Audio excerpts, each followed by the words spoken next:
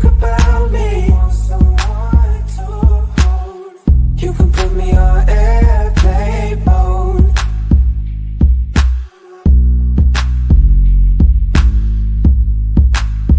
You can put me on.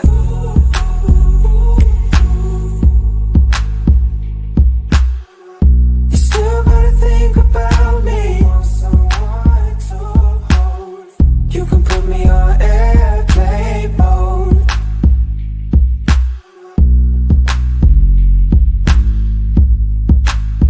You can put me on.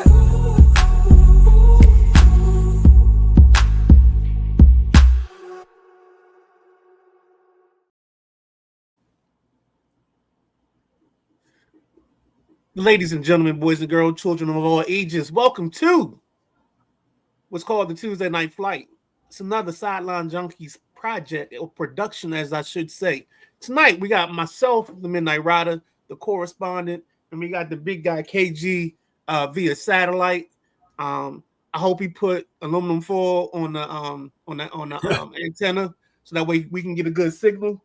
But I know he's gonna be hopping in and out of the show because I know he's traveling, so he's gonna try to wait till he gets a good signal before he jumps in with us.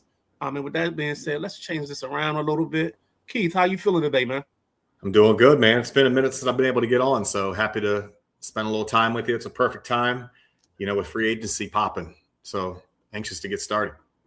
Yeah, this is. I'm glad you even brought that up. Let's talk about that.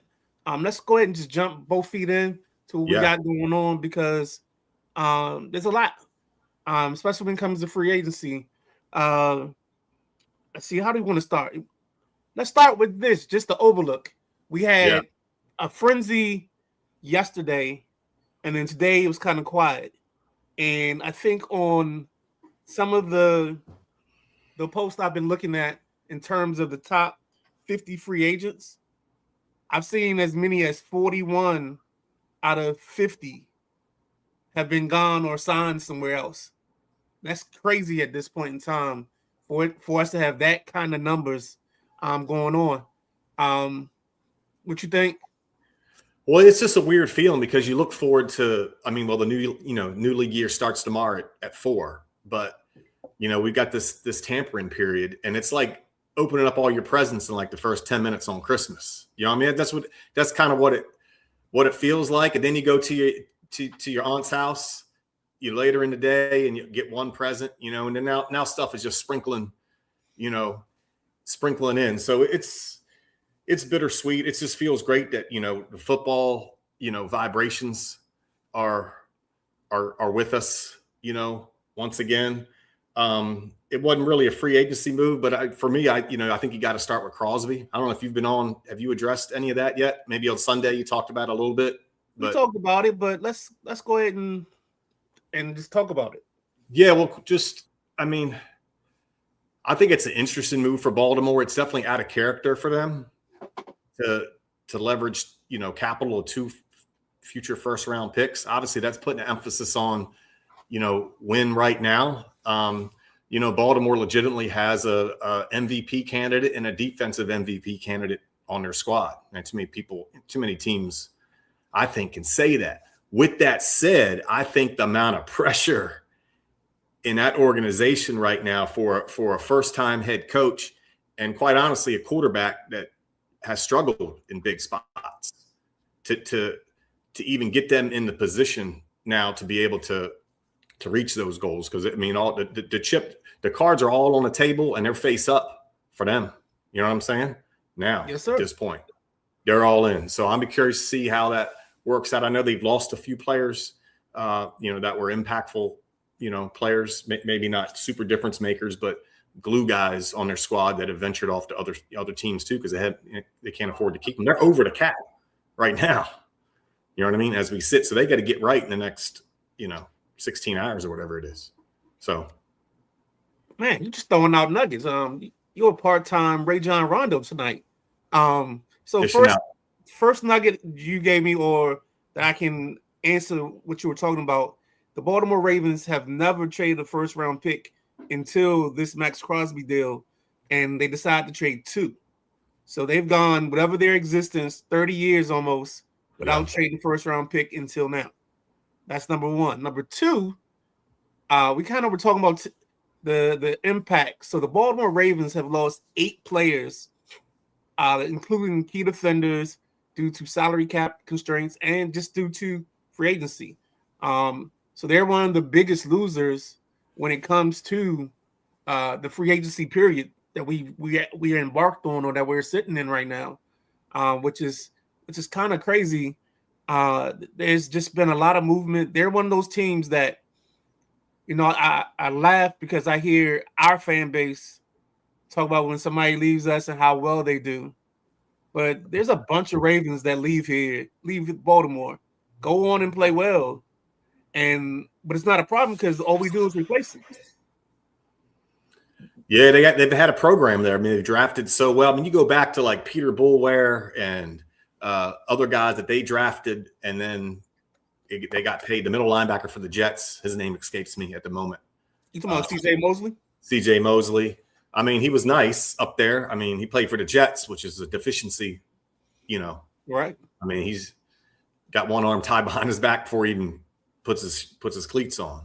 But yeah, I mean that organization drafts talent and then, replenishes, creates those, those comp picks and uses them and uses that leverage and trades up in the middle rounds of the drafts and does creative things. So like you said, this is out of character, man. This is going to be box office must watch because they will be a Super Bowl favorite or the Super Bowl favorite. They are, I think they're 4th right now. Okay. In terms of favorites for the Super Bowl. You said something right before that. Oh, Crosby gives them their first big pass rusher since Terrell Suggs. Yeah. So he's their first, or their one of the most dominant pass rushers they've had in a long time. So that's going to help this team out a whole lot. Well, Owe was supposed to be that guy. Exactly. And they traded him away. So, and obviously we know where he is now. So that's a pretty vicious cycle. Sure. So that deal is going to be something obviously we're all going to be watching closely. I thought I like Kenneth Walker to Kansas City. I know there's some recency bias with me, probably with Walker, because he showed me a gear there in the playoffs when your boy Charbonnet, when he got hurt, I saw a different Kenneth Walker. Maybe it was just health, maybe it was timing, but obviously he carried them through the playoffs in several of those games. So I just love that triple, that 3-headed monster with Kelsey coming back, obviously Pat and Walker. They'll be able to do some damage. I think, some of those younger receivers are going to have to hit or play well. And then I know Rashee Rice has got a possible suspension coming, so we'll see what happens there. But I like Walker in Kansas City. How about you? I love it. Yeah. I think it's one of the best moves they could have made. It actually takes drafting a guy like a Jeremiah Love off the board, and maybe it puts Caleb Downs in that spot for them, or Sonny Styles, because they just lost Lucianol, and they lost somebody else this in the last couple of days. Oh, the corner that they sent to the Rams, Trent McDuffie. Yeah, Trent McDuffie, right. And then they also lost, I think, Jalen Watson, the other corner.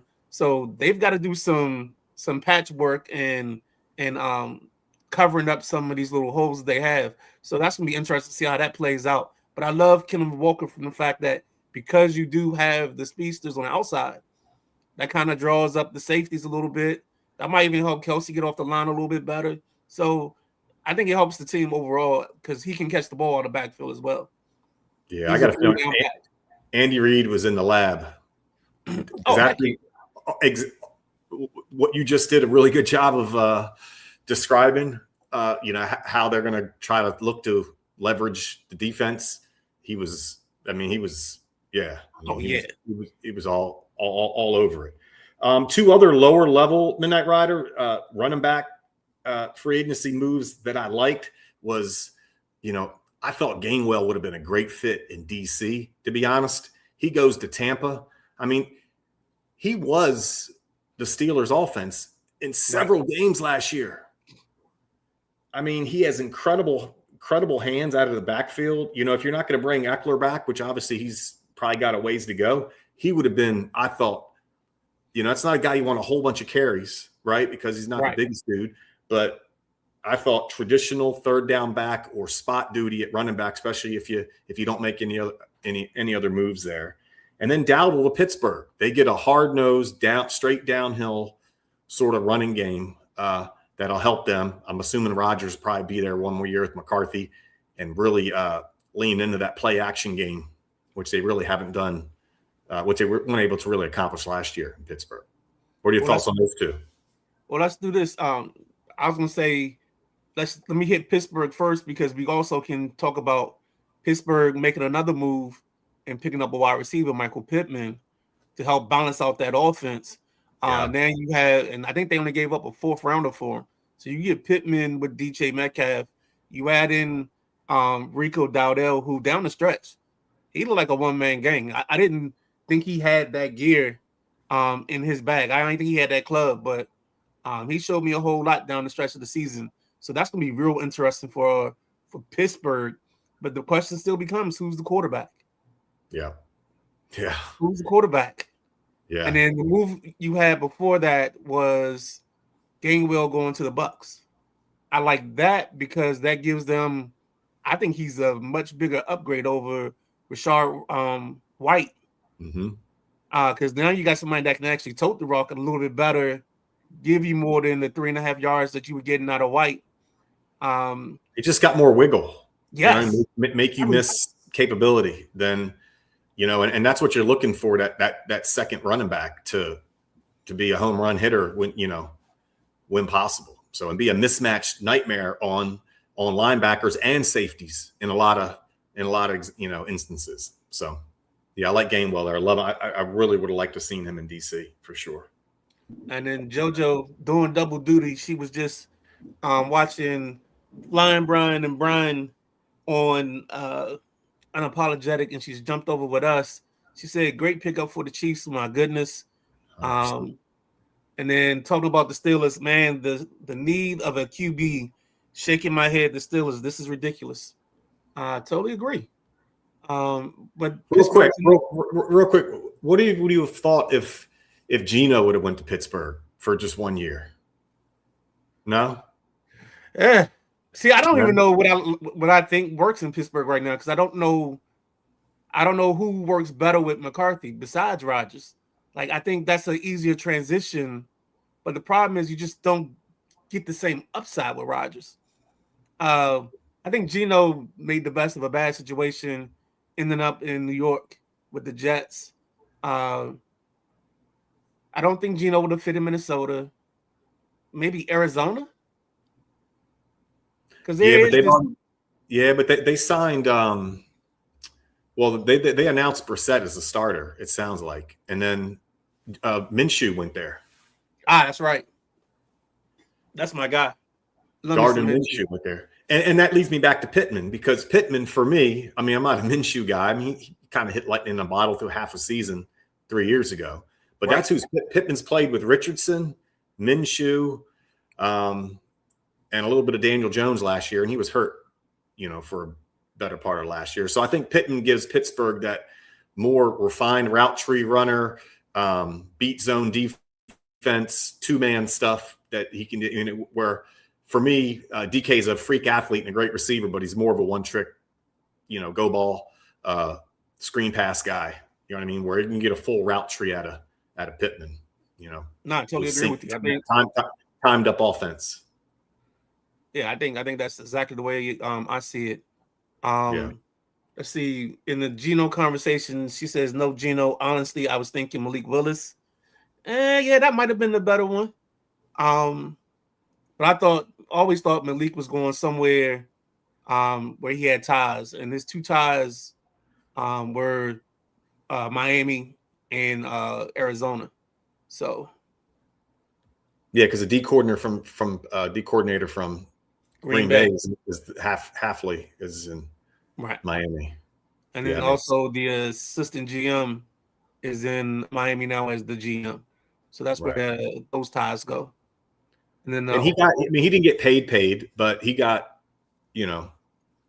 bottom third of the league starter money, and he can grow into that job. It's still he's still just I think they're looking at him as a step, right? Yep. A window.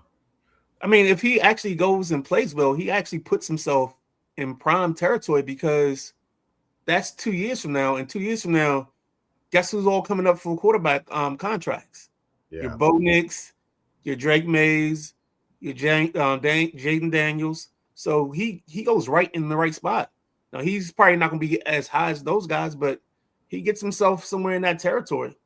Yeah, I'll also say about Willis, watching him, and he did play well when he played, but I mean, that's elite offensive coaching that he had there. You know what I'm saying? Like, he's gonna need that. He's gonna need great play calling, great play design, week to week, matchup to matchup. Obviously, utilize his legs as much as possible. That's a big part of his game.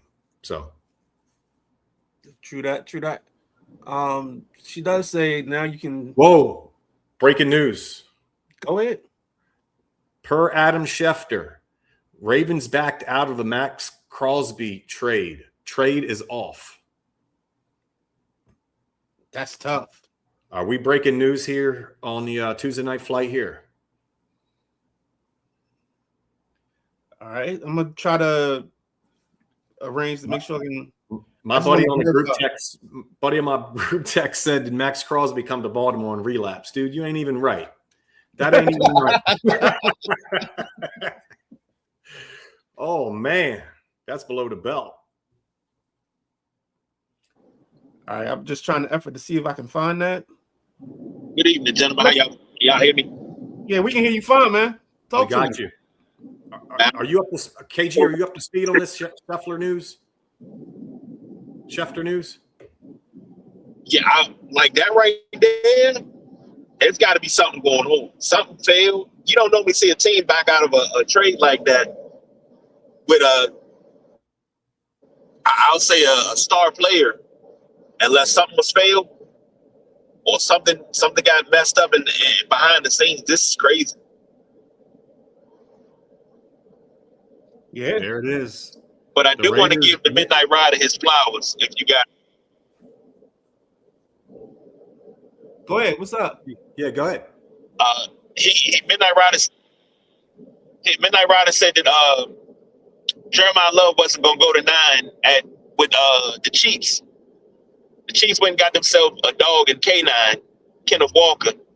So he might go at 7. I'm thinking, that's not going to happen. Midnight Rider, once again, you were right. So I got to give you your flowers on that one, man. You were right yet again.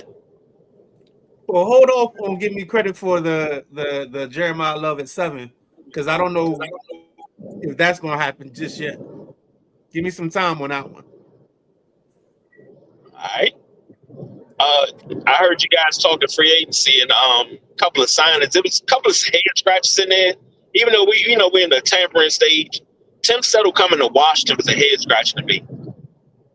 And I always love people coming back, but it was a head scratch because I'm like, we need beef in the middle that's actually going to play. And we got guys in the middle that were just injured last year, and they're coming back off an injury. And I don't know if Tim Settle's just a body or were they expecting production out of him? And that's what I wanted to ask you guys. What do you think? Well, you gave him $8 million, so you expect some form of production, even if it's a rotational piece. That's exactly it. Something out of him. Maybe you use him early on rundowns, but he does give you someone who's also has the ability to play a 3 technique and be a nose if you need. So that way you don't have to put Kinlaw or Payne out of position if you do a 3-4 look. Yeah, but he seems to want to run. To KG's point, he seems to me. Well, I watched him some, and during this Houston playoff run here, he wants to get upfield and rush the quarterback. Is what I see. I don't see him in a 2-gap scheme. But okay, how much does Washington have invested in these 4 tackles now at this point? Think about it. Payne, Kinlaw, both getting paid really nicely. So that's 28, 15, and 8. And I mean, I know he's a second-round pick. The second year of a second-round pick, that's a couple $1 million within itself. Right. and then 4 for Tim Settle. Right. So that's some capital. That's some beef in the trenches. Hopefully that works out. There's some heavy dollars in the trenches. Yes, indeed. But I think you're going to see something different from Newton. I think they're going to change the way they play him or utilize him a little bit. I'm just curious to see what it looks like, to be honest with you, because we can say everything we want here, but when it gets time to get put on the field, it could be totally different from what we're speculating. Well, the scheme, we got a new defensive coordinator here, so the scheme was settled. I mean, they see something that they want to utilize something there. So let's give defensive coordinator Jones a shot at this. So, all right, let's do this real quick. Jojo, I see your comments. I'm gonna try to move us to something else. And with that being said, I'm gonna take a quick break, and then when we come back, we'll jump into some other stuff. We're still gonna stick on free agency, but yeah, I kind of want to change the narrative real quick. And this is the best way to change it.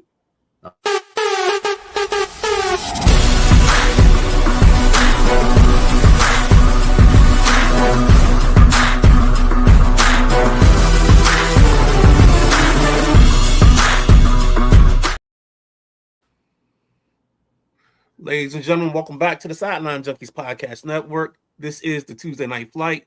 I am the Midnight Rider. He is the correspondent.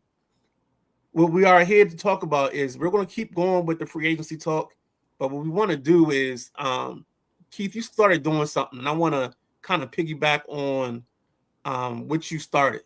So you talked about the running backs and their impact, but let's go to the wide receivers. Did you see anything from the wide receivers that you didn't like, that you shook your head? Yeah, I did. I mean, I shook my head at the Alec Pierce money.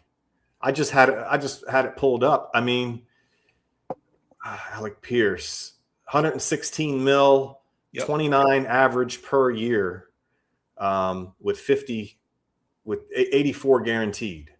So that's 3 for 84. So to give you perspective, McLaurin is 87 value, 29 a year, 50 mil guaranteed. Mm-hmm. He got $34 million more than guaranteed in McLaurin 8 months later. Just think about that.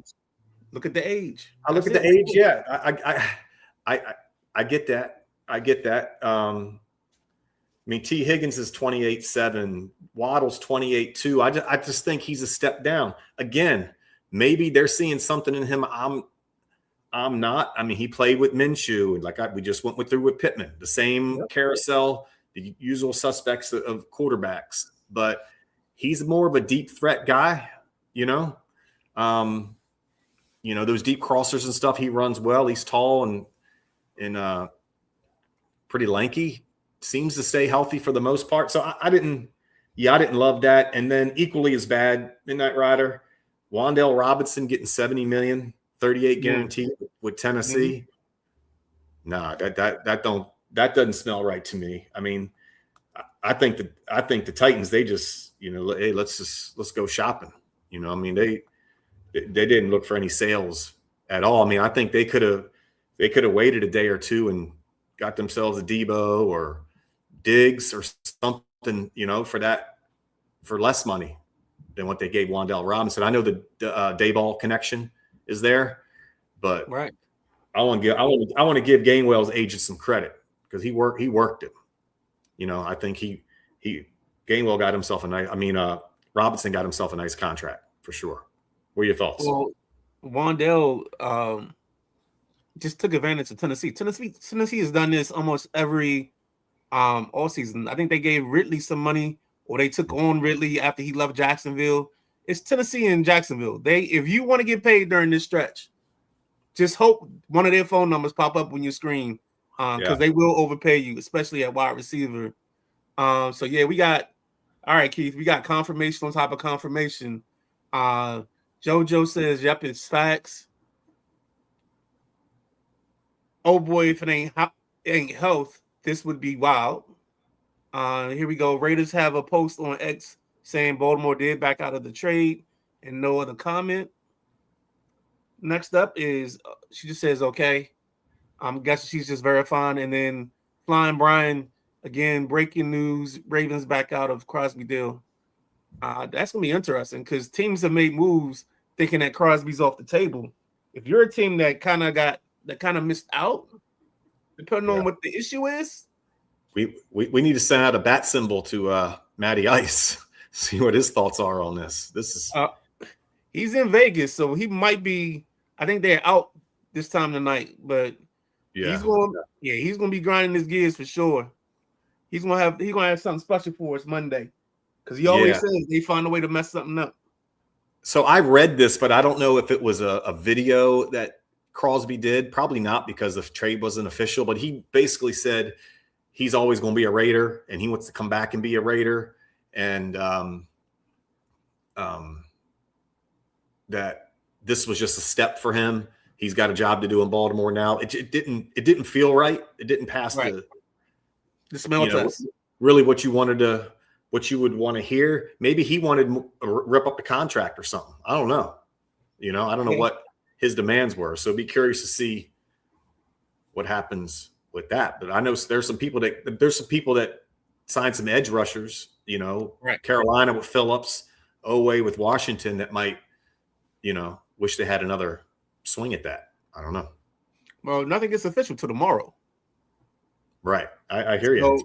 So I mean, what we saw today was a whole bunch of medical reasons. It says medical reasons now on NFL Network.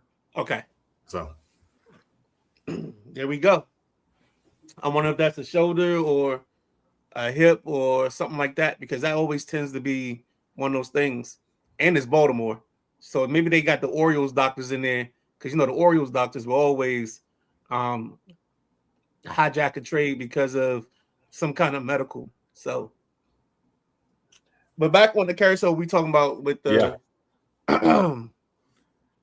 with the players and some of these contracts. One other spot I wanted to talk to you about was offensive line. We saw the big contract go to Tyler Lindenbaum. Totally reset the market for interior offensive linemen. The Raiders signed him to a big deal. I think his AAV is 27. Creed Montgomery, I think that's his last name. No, Creed Humphrey. He was the highest paid center from the Chiefs. He's at like 18 million. So for them to jump up that much says a lot. So I just really would. I know more about the Lindenbaum trade. I mean, they gave him the money, teed money. I think it's only a 3 years, so he could swing another big swing at it again if he can stay healthy. So, Linderbaum. Who else was David Edwards? Does that name ring a bell? He's a guard tackle. Okay. Elijah Vera Tucker. I thought he was done. I mean, I know he was a freak talent. He got $42 million with the Jets. So was it the Jets? I mean, the trenches are still Elijah Vera Tucker. Yeah, I thought he went to the Dolphins. No, he went to Patriots. I'm sorry. He went to Patriots. Okay. He left the Jets, went to the Patriots. Yeah. I knew he was in division. I just couldn't remember what part of the division he went to. He's just been a guy that's had bad luck. I don't know if he's played a full season. Yeah. I know he's had like either a tricep tear, a pec muscle, and he had something else that was big. So that's interesting that he gets that kind of money in this cycle. I would have thought somebody would have tried to put him on a prove-it deal before they gave him some money or some serious money. Offensive line, who else? Upside. I mean, Patriots don't. Yeah, offensive line. We talked about Lindenbaum. David Edwards is another one. He got paid. Elijah Vera Tucker. Jermaine Elamanor, if you know who he is. I don't see many other offensive linemen. Yeah, it wasn't a big wasn't a big class with them. Braden Smith got $20 million. Exactly. So Braden Yeah, so Smith. they I kind don't of know. the linemen kind of missed out. It wasn't many of them. A lot of them stayed home. And then on the defensive side, well, I mean, the Crosby thing changes everything. Jalen Phillips gets the big deal from Carolina. Carolina also doubles down Does. and gets Devin Lloyd. So the Panthers made Yeah. a nice splash in this mix. Yeah, I mean, you know who got paid also was Romeo Dobbs. I know we talked about receivers already. Yeah, I don't see that one. I Romeo haven't seen Dobbs, that. $68 million contract. No. When I say I don't see that one, I don't see the vibe. I don't see the money being the juice being worth the squeeze on that one. I know everybody talked about him, but he wears the Guardian cap, so he's had concussion issues. Every time I watch him, he always has a big drop, and maybe that's my fandom just because of what I see. But I just don't trust him. Not at that number. Yep. Not for those coins.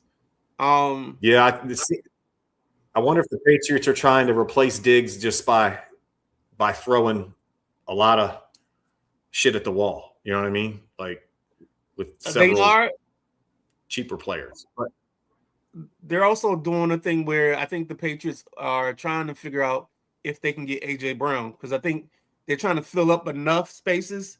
So even if they don't get him, they have enough to get by. But that would be the cherry or the coup de grace of their offseason. Let's see. Well, so why not say Medical Baltimore? So dramatic, laughing out loud. He doesn't have the legal cloud. Dobbs. He doesn't have the legal cloud. Okay. So, like we said, 41 of the top 50 are gone. Let's go ahead and come around the beltway. Since we talked Baltimore, let's come down the beltway to the team that we both follow. Because I mean, after what I saw earlier today on Unapologetic Sports, I thought we were doing Buffalo sports in the area. The love fest the two Browns were having. So let's talk a little Commanders and what they've done. And I'll let you lead that off. Well, I mean, let's just start with, it wasn't a free agent signing, but it almost was. It was down to it was left tackle Laramie Tunsil, right? Yes. So he got paid. He was obviously he's a top 5 or 6 tackle. He's been compensated his whole career. I think this is his 3rd contract, maybe 4th. But I mean, had to have it. You traded those assets away to get him here. Obviously, this was part of the long-term plan with Tunsil, was to have him stay here and be Jaden Daniels, blindside, if you will. He had a good year last year. If you look at all the metrics and stuff, he cut down on his penalties some. He wasn't perfect. I like to see him be a little bit better in the run game. Honestly, I think he's a terrific pass protector. And, with especially the Giants with their edge rushers, you're gonna need that. So I like Tunsil. I'm glad he's here. I think that's good for Jaden. He's got solid tackles to work with. The Biotish thing at center was weird to me. Was that odd to you? That they traded away. I mean, that they cut. Okay, yeah, me either. It didn't make. He seemed like a team guy. I mean, he's in a chunky suit with Jaden's mom. Why has Jaden's mom got to be in a junkie soup commercial, by the way? Anyway. Well, I think it's Chunky's and it's I guess it's a tradition. Yeah, because wasn't Donovan McNabb's mom in the Chunky's commercials back in the day with him? His mom was in it, and it was somebody else's mom. It was like there's been part of the Chunky soup thing to have the moms involved. So I think we're just in the line of that fire. The Biotish thing doesn't make sense because you didn't gain a lot of money from it. I think this is one of those situations where either the people in the room felt that either you're going to sign somebody or Allegretti is a very good replacement for him. I don't know if I see that, but I think that's what the call is. I think the call is why pay him this when we can get the same production from the guy that's sitting behind him. And that's sometimes where you get in trouble. So I'm not too sold on that thought process. But yeah, there you go. Then the next big signing they had was, I'm guessing we're going with the big one from yesterday. The guy that got 4 years would be Odele Oahu, the defensive end from Baltimore or San Diego via Baltimore. How do you say his name? Do you know? Yeah, it's pronounced Odafe Owe. Okay, Owe. Yeah, I mean he's long, lean. He is a freak athlete. You know, you always get, you know, if you don't work out in Baltimore, you know, they've always drafted so well, you know, other than Sergio Kendall. Remember him, the Texas edge guy that fell down the steps on draft night and was never the same ever again. No. Remember him? Sergio Kendall? Okay. I have no file on that one. You got me on that one. All right. It's weird that I don't have a file on. That's who he reminded me of when they drafted him. But I guess they didn't like his work ethic or whatever. I mean, they don't trade a second-year player, you know, your first-round draft pick over there. And he went to San Diego. He was, from that time forward, he was like 6th in the NFL in quarterback hits, pressures, and sacks. Like he was pretty elite. I've always wondered about his ability to set the edge in the run game. I'm still a little bit worried about that because he's a long, lanky guy, but he's high effort, high motor. He gives, you know, a team like Washington, it really doesn't have any elite athletes, you know what I mean? Speed and length on this roster, right, to be honest.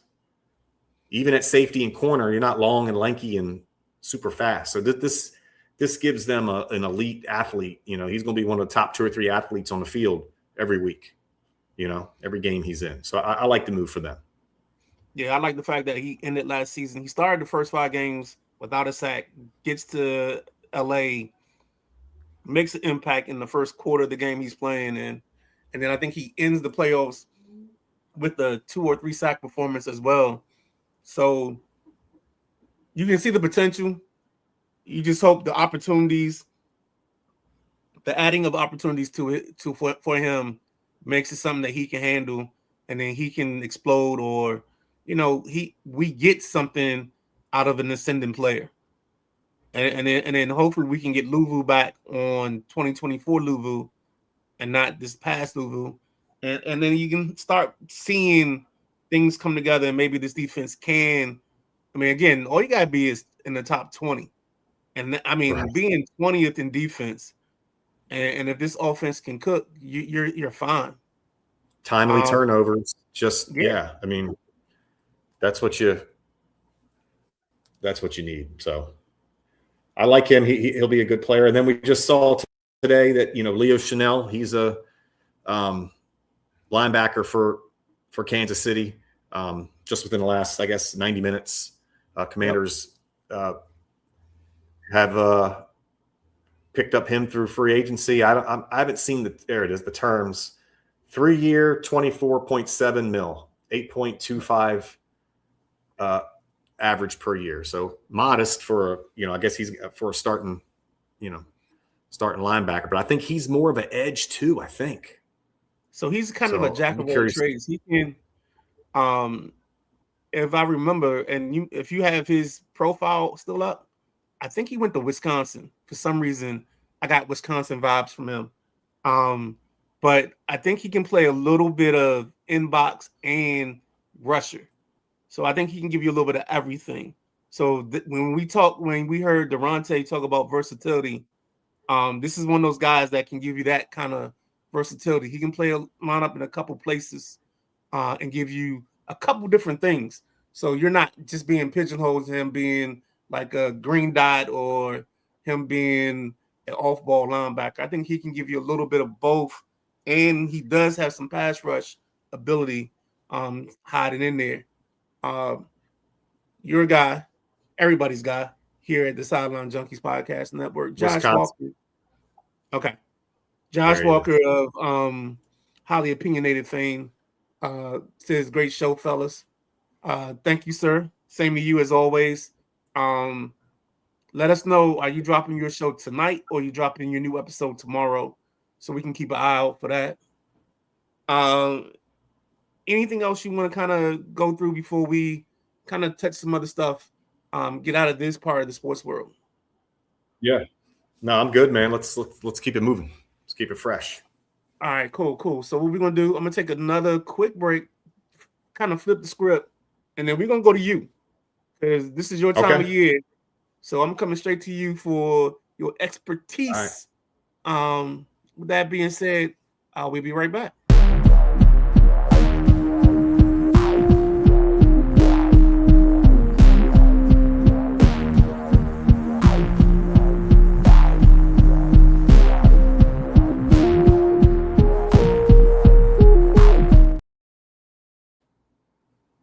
Ladies and gentlemen, welcome back. It is the Sideline Junkies Podcast Network. This is the Tuesday Night Flight. He is the correspondent. I am the Midnight Rider. And what we got for you tonight is we're going to go right into his wheelhouse. So if he was Barry Bonds, right now I'd be Mike Baxter, and we'd be getting the record-breaking home run. We're going to just groove this right down the middle, kind of Chan Ho Park to Kyle Ripken style. I like that. The Players Championship coming up. Talk to me. Give me what I need to know. I got some ideas. I got some questions, but I want you to start it off.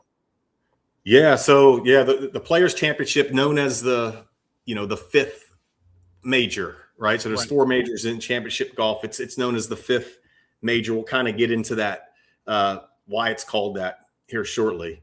But it's a 123 player field. It's the most elite field of the year, quite honestly, just because top 48 of the top 50 in the world. So basically, Bryson DeChambeau and maybe one other player, really the only two missing from this particular tournament, right? So we're getting the best field of the year. We get the biggest purse of the year. So we're talking about $25 million purse, $4.5 million to the winner. The golf is being played as it always does in the Players Championship at TPC at Sawgrass in Ponte Vedra Beach, Florida, known for the iconic 17th hole Midnight Rider, which is 100% island green.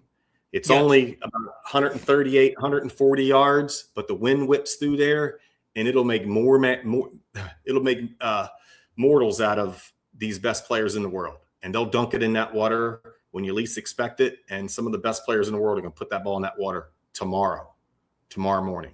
So it's a great field. This tournament has gained tradition as time has gone on. It's called the fifth major because it's not a USGA, United States Golf Association, or RNA, which is Royal and Ancient. So the two large governing bodies in golf. This tournament is put on by the players or the Players Association, if you will. So it's got a different vibe and a different feel to it, and it's super, super important to the players. So Rory McIlroy is our defending champ. He won it last year in a playoff. He's got some back issues right now. So, one of the storylines is his back. He's going to play. He's going to be fine. If he can somehow find a way to win, he'll be the only other person besides Jack Nicklaus to win this golf tournament, to win the Players 3 times. So that's pretty substantial.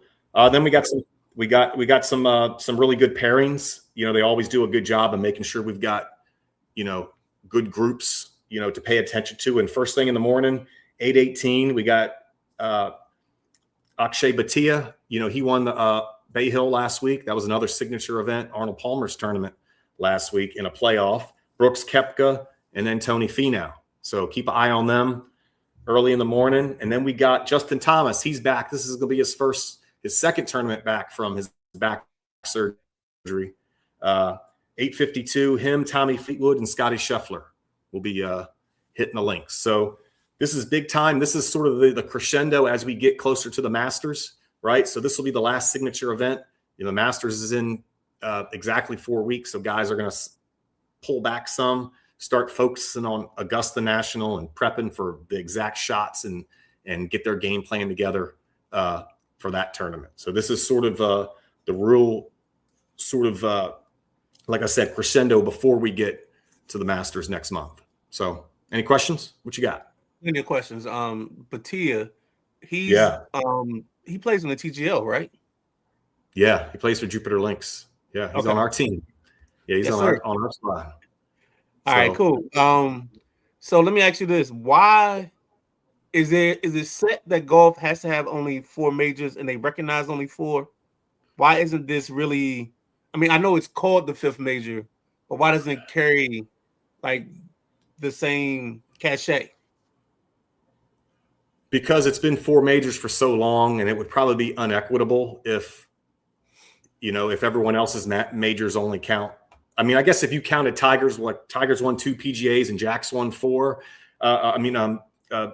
Players, and that means Jack would have 22 majors now, right? And Tiger would have 18 or 19, whatever it is. So I think it's just think about golf. It's starting to loosen up with TGL, and Live helped with this a little bit.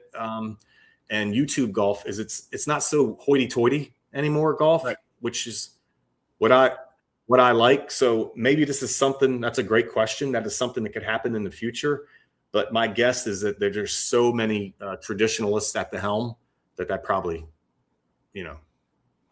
should happen actually, but it probably won't. I can see that because then it becomes an issue of, like, how do you quantify those titles going back forward? Like, do you give them the majors because now it is seen as a major, and golf is a very traditional sport.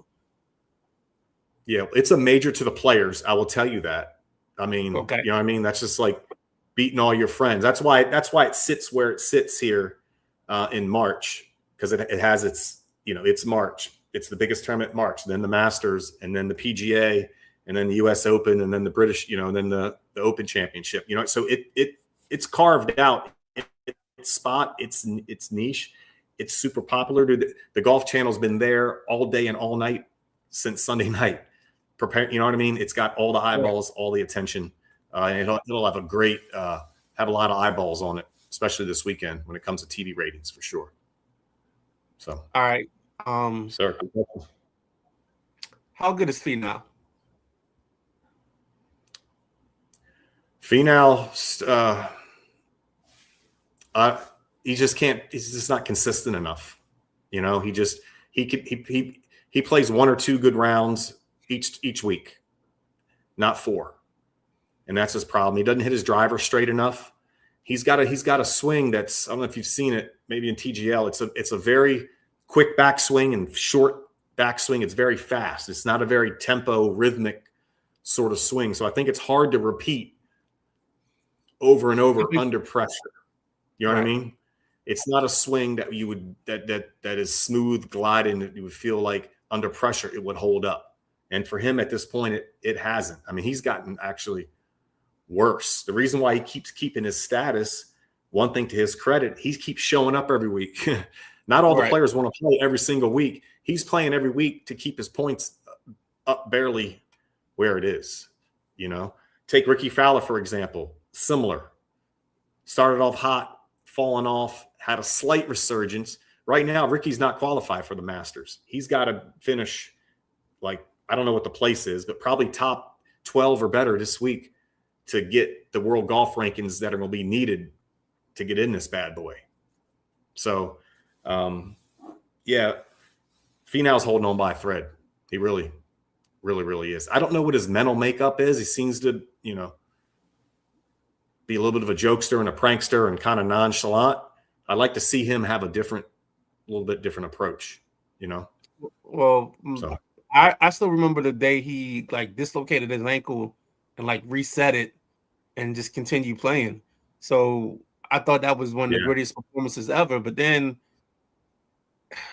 I'll give you a name. I'm not sure how much of a big tennis fan you are, but like I see the showmanship, and I think Gael Monfils from France, where it's like they can make the spectacular shot, he can do the fancy thing, but the consistency isn't there every week. And when you said it, that's the first thing that popped in my head.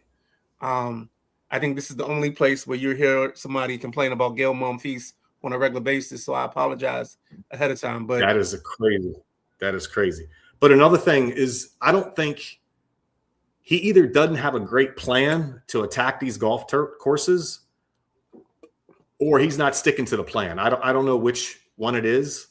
I mean, he's got a swing coach. He's got a sports psychologist. He's got a short game coach, and he's got a putting coach. He's got 4 coaches. All these guys do. I don't know if you realize that. I mean, that's some of the coaches share players and stuff, but it's gotten that granular with the coaching. I'm sure a tennis player has a serving coach and a down the line, if you will, like different facets. Flop coach. Yeah. So there's something off there with him. And again, I think it's a combination of everything. He's talented. You can see him do it. Like you said, he can do the miraculous, and then he's not playing on the weekends. Like, where's Tony Finau? I remember hitting him a shot. Well, he hit 2 in the water here, or he had an 8 on this hole. He had some sort of big lapse. That was the difference between getting paid on the weekend and not. Because if in most of these tournaments, if you ain't playing on Saturday and Sunday, you ain't busting a grape, when it comes to getting paid. So the next question is your guy. There was a guy you brought up last year that was one of your favorites. He's a local cat. Yeah. Can you think of his name? Yeah. So that's Denny McCarthy. There we go. Yeah, he hasn't really had he's in this tournament this weekend. But I've only seen him play once or twice this year, and he hasn't gone well. He's known as one of the top 4 or 5 putters in the world. It hasn't gone that way yet so far this year. So let's see what he can do. I'd love to see him in the mix here. I think he needs to try to make a cut first, and then take things from there. But he's a guy I'll be keeping an eye on. I'm not sure when he tees off tomorrow, but I'll make sure I get that out for sure. All right. Question for you, kind of big picture. Who is, and you may not have this at hand, but betting favorites. What are the betting favorites, or the people that we should be, that the world thinks is going to run this, and then compare it to who you think? So Scotty Scheffler is the betting favorite, obviously. I mean, pretty much every week right now, people are talking about him having an off year, but he's got a first, a fourth, and a fifth this year out of like 6 events. You know what I mean? So he's just fine. His irons are off a little bit. I'm sure he's grinding at the gears, trying to get that dialed in. You don't see him, from 180, 170 in, not be able to hit it a little bit closer to the hole. So I expect Scotty to be in the mix, and then Rory's the other guy that's a favorite. He's going for his 3rd Players. A guy I love this week is Oberg. Yes. Ludwig Oberg. Man's swing was built in an absolute lab. He started off the year a little slow, was off last year. To be honest, the end of last year, he played really good last week. Minute Rider. I love his chances this week, and I love this Chris Gotterup guy. Chris Gotterup went to Rutgers and then transferred to Oklahoma later. He's a New Jersey kid. He's won twice already this year, so he's in pretty good form. So those are 2 names I'd give you as guys that aren't at the top of the, they're in the top 15 or 20 as far as favorites are concerned. But I expect both of those guys to be in the mix on Sunday. And then I know racing is one of your other biggest favorite things, where like a certain, and you got to walk with me on this. So there are certain tracks that fit certain players. So in this case, for the players, is there a player that this track fits maybe better than somebody else? Yeah, I mean, I would say, here there's a pretty big penalty for hitting it off the fairway and in the rough. So guys that have a lot of power, that can power the golf course a little bit. You know, Brooks Koepka is going to be playing in his third tournament now that he's back on the PGA. I don't think he has enough to win. He's not putting well enough, but he's a guy that can just muscle the course a little bit. He doesn't have to hit it in the fairway to still make pars, which you're going to need here. And then Xander Schauffele is another guy that has sort of that capability. He's elite iron player.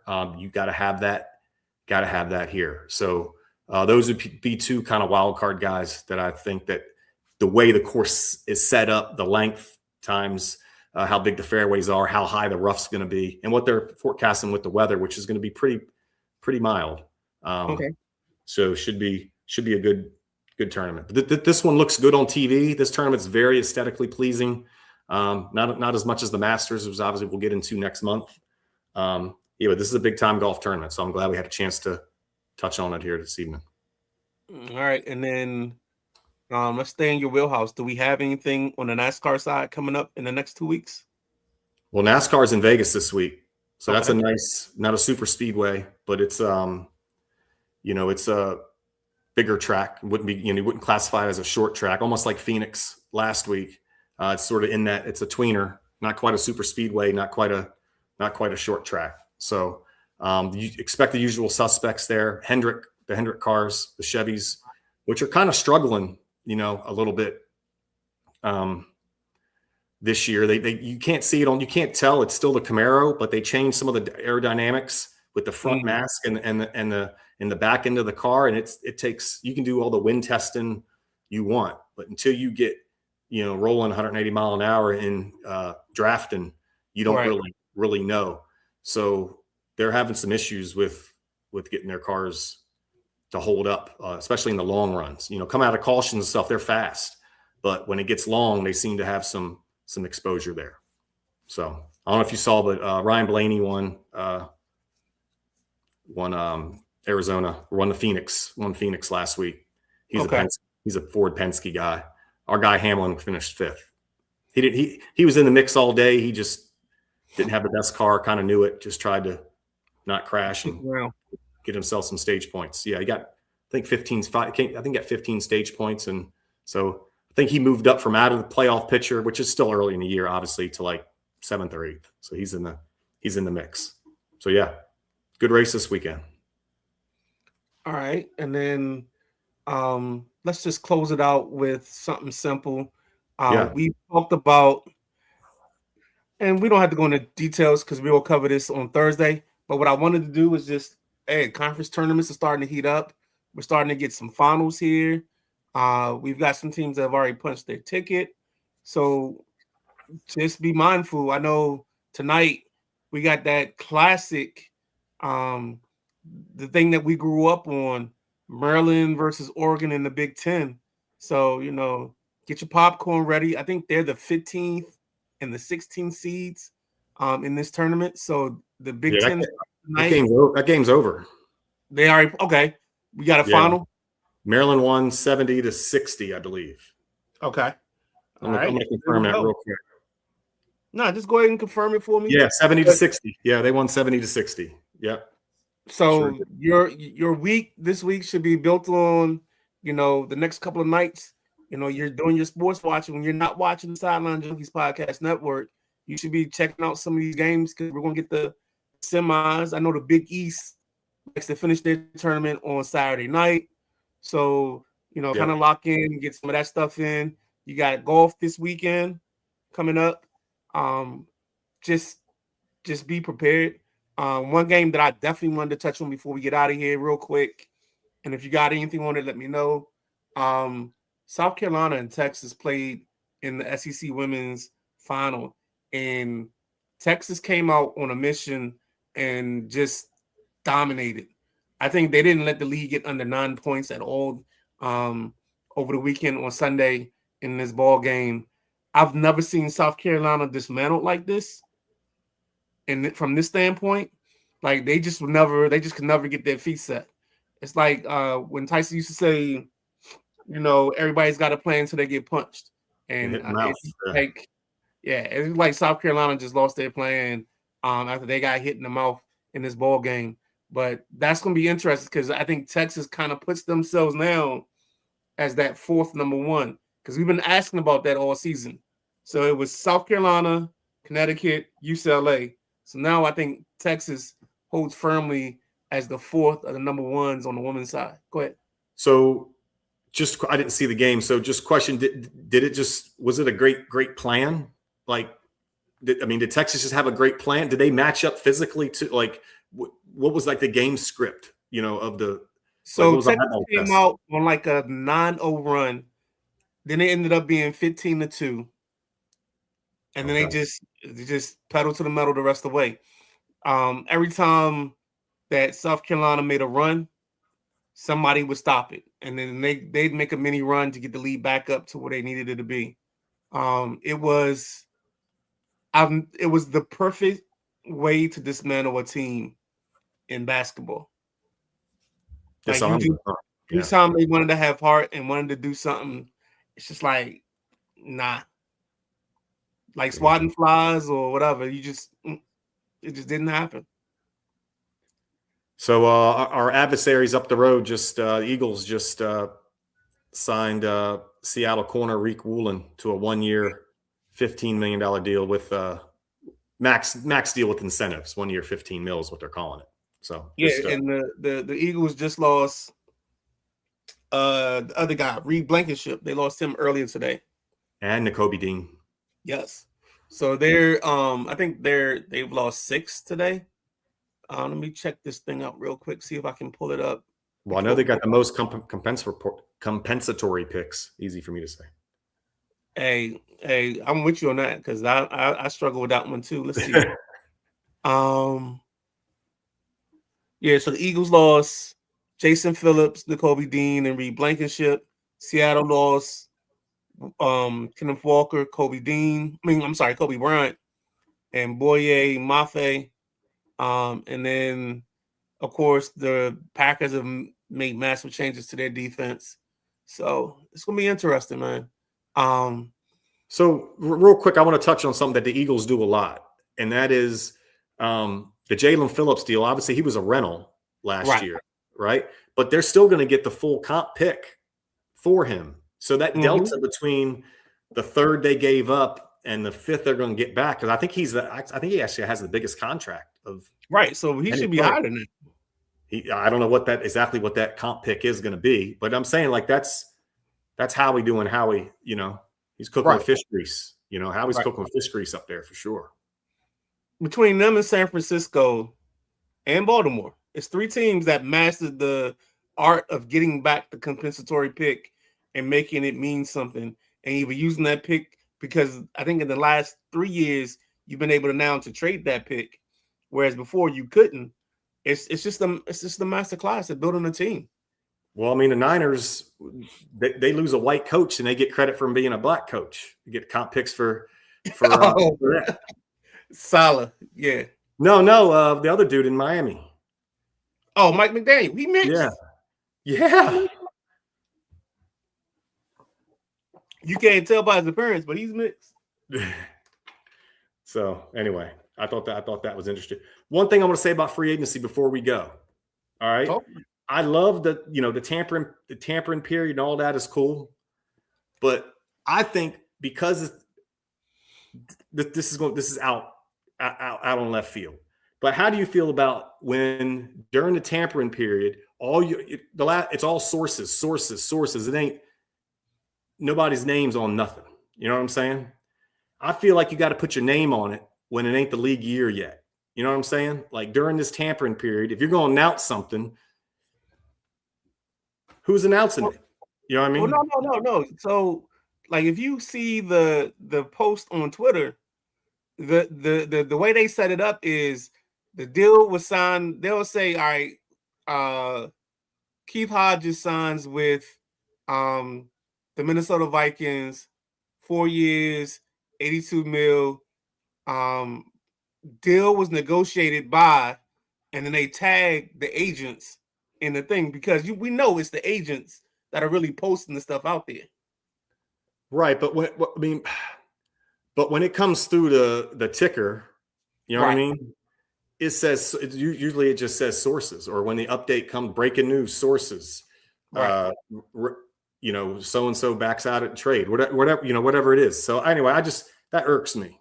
You know, as someone that's in the business world has got to be, you know, forthright or tries to be forthright all the time. I don't know. It don't sit well with me. Hey man, everybody's got their little beef, their thing that grinds their gears and gets them upset. Put your name on it. And with that being said, people, we got a great week of sports coming up. Tomorrow night, Wednesday night, we got we got nothing but net. I don't know what we're delving into tomorrow. I know I put out there talking about the Warriors dynasty because I think that's become a little bit disappointing. But I don't know if we're going to delve into that tomorrow or not. I know we might talk a little bit with the Unrivaled because the Unrivaled just had their championship and those young ladies just earned $600,000, whereas the base salary in the WNBA is $200,000. So that's going to create some tension. I don't know exactly which way we're going to go, but we got opportunities and conversation pieces to be put out there. Anything you want to talk about, promote? Oh, no, before we go, let's talk about the kid, soccer. What do we have? What do we have left? Have we made a decision? Oh, yeah, we made the decision. I mean, we committed last August, I guess it was. He's going to Greensboro, going to play there. We actually met with the admitting people and the coach today just to go over some of the final details of all the scholarship dollars and stuff to see exactly what that was going to look like in the end. Your boy asked for just, I mean, it's a really good situation for him. I'm not gonna lie. Like, even, you know, they're stepping out, but your boy had to ask for just a little bit more. So they're gonna get back to us. But yeah, she's going there. She's committed. It's done. And now we're playing academy ball, you know, right now. So I think my wife's gonna take her. She's got showcase tournament down in Richmond. Not this weekend, next weekend, Thursday, Friday, Saturday, Sunday. So big things happening there. Because these coaches, I always ask these questions when we get a coach, get to interview a coach. Like, this off-season program that they're going to have her on, you know, gets really intensified, basically. You know, so they want you. I always thought, look, I don't want you getting hurt right now, but they rather take that risk and you come in with quality and in shape than they would you coming in with soft tissue issue, just trying to ramp up on their watch. So the semi-pro team wants her to play this summer for them. It's called Racing. It's a Portuguese team, Racing FC, RACING FC. She hasn't decided on if she's going to do that or not. Or she may just do some part-time or some training with that squad. But yeah, it's going well. She's driving home from practice now. So drives an hour to practice 3 days a week and then games on the weekends. I mean, it's a full-time job. Plus school. Cool. Yeah, man. Thanks for asking. Appreciate that. No problem, man, because we got to keep up with our stars, man. Last night we had a great episode with young lady Olivia Crosby and a young man, Lou Foreman. Two wrestlers from this past weekend. We had talked to them once before, me and Jack, in the passenger seat interview at Oxon Hill, but they kind of sat down with us yesterday on Pretenders and Contenders, and we had a nice conversation with them. If you get a chance, I don't know if you've seen it, but even if you don't watch both of them, but both of them are great interviews. Olivia is a great interview. I actually posted on my story. I actually posted both of them on my story because the Foreman kid, he finished this season undefeated in his weight class, but he didn't wrestle until his freshman year. Dang. And he said he spent a lot of time working out and doing a lot of stuff during the summers, and that's how he got better at it. And then he's trying to go to Maryland. So he's gonna try to walk on at Maryland. And then Miss Olivia comes back for her senior year at Laurel. I think she's the 100-pound weight class. I think she finished third in states, but she won the regional, and she won another event. So she's the smallest thing you can see out there, but I'm talking about all heart, and then it's like yeah. But with that being said, we are the Sideline Junkies. We have all these interesting things going on. Please indulge in our product. Please come check us out, whether it's live here on Facebook, whether it's on our YouTube page. Jump in, check us out, man. We give you quality sports. We may not have the names, but we got the products and we got the energy and the intensity. With that being said, thank you for watching the Tuesday Night Flight. He is the correspondent, Keith Hodges. I am the Midnight Rider. And with that being said, everybody have a good evening, and we check you out next time tomorrow. Nothing but net, 7:30.